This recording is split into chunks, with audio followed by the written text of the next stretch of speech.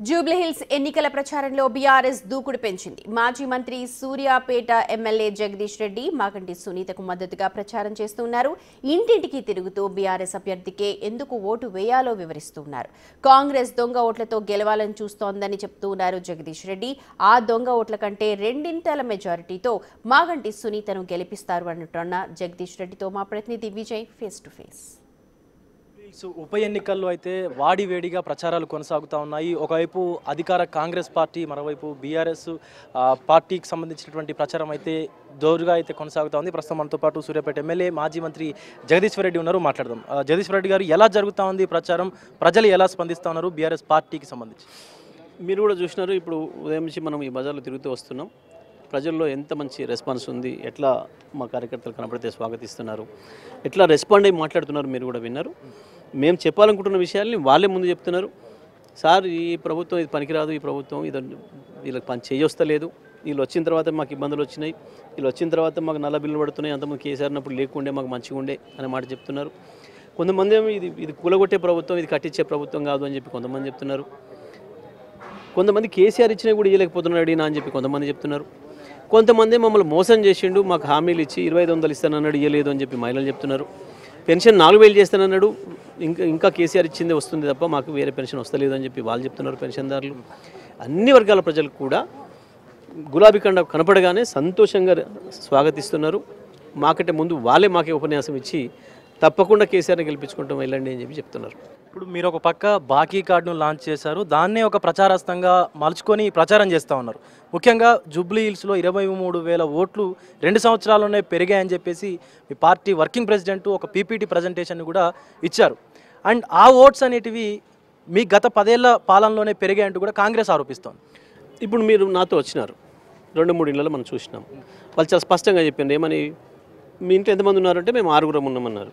మరి ఇప్పుడు మీ ఇంటి పేరు మీద ఇన్ని ఓట్లు ఉన్నాయి, ఈ నెంబర్ మీద 14 ఓట్లు ఉన్నాయి, 8 ఏంటి అంటే మరి ఫేక్ మాకు తెలియదండి అన్నారు. ఇది ఎప్పుడు వచ్చింది అంటే ఇప్పుడే చూస్తున్నాం మేము, పోయినసారి 23లో లేవు ఇవి, ఇప్పుడే వచ్చినాయి అని చెప్పి చెప్తున్నారు. మొత్తం ఈ బజార్లో ఇక్కడి నుంచి అక్కడికి ఇప్పటికే మనం 3 ఇండ్లలో గమనించినాం, దాదాపు 40 పైన 50 ఓట్ల పైన ఎక్కువ ఉన్నట్టు కనబడుతున్నాయి. అవతల బజార్లో కూడా ఇప్పటికి ఇంకొక 50 చూసినాం. 100 ఓట్లు ఈ 2 బజార్లలోనే దొంగ ఓట్లు రాయించినట్టుగా మనం చూసినాం.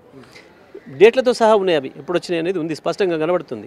ఎవరైతే అన్నాడో కాంగ్రెస్ నాయకుడు, మంత్రి, ఆయన పీసీసీ ప్రెసిడెంటా, దేనికి నిలబడతాడో చర్చకు చలో ఓటర్ లిస్టులు పట్టుకొని కూర్చుందాం, లేదా ఈ బజార్కి రమ్మనండి, మీరు ఎంట పెట్టుకొని రండి, తీసుకొని వచ్చి ఈ బజార్లో ఆ ఇళ్ళలో పోయి అడుగుదామని చెప్పండి, మేము ఇద్దరం సమక్షంలో అడుగుదాం, మీరు ఉండండి. దొంగ వేషాలు వేసి దొంగ డ్రామాలు చేసి అప్పుడు వచ్చినాయి, అప్పుడు పెరిగినాయి, ఇప్పుడు పెరిగినాయి. ఎలక్షన్ కమిషన్ కదా సమాధానం చెప్పాలి. మీరు రాయలేదు దొంగ ఓట్లు అనుకుంటే మీరు రాయలేదని చెప్పండి. ఎన్నికల కమిషన్ది బాధ్యత, మేము ఎన్నికల కమిషనే బాధ్యతలు చేస్తున్నాం. ఎన్నికల కమిషనే బాధ్యత, ఓట్లు దొంగ ఓట్లు మంచి ఓట్లను చూడాల్సిన బాధ్యత ఎన్నికల కమిషన్ది. వీళ్ళు ఎందుకు మాట్లాడుతున్నారు? గుమ్మడికాయలు దొంగ అంటే భుజాలు తడుకుంటున్నారు. వాళ్ళు దొంగ ఓట్లు రాయించినారు కాబట్టి ఈ డ్రామాలు ఆడుతున్నారు. కానీ తప్పకుండా దొంగ ఓట్లను తీసేయిస్తాం, దొంగ ఓట్ల భరతం పడతాం.